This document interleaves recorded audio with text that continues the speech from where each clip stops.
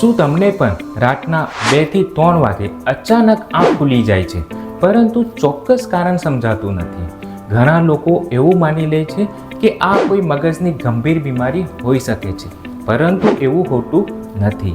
આંખ ખુલવાના ઘણા સામાન્ય કારણ હોય છે, જેમ કે તણાવ, ચિંતા, ઊંઘ દરમિયાન હોર્મોનમાં થતા ફેરફાર, વધારે ચા, કોફી, મોબાઈલનો ઉપયોગ કરવો, સ્લીપ એપ્નિયા જેવી ઊંઘની બીમારી, રાત્રિ દરમિયાન પેશાબ જવાની ટેવ અથવા એસિડિટી.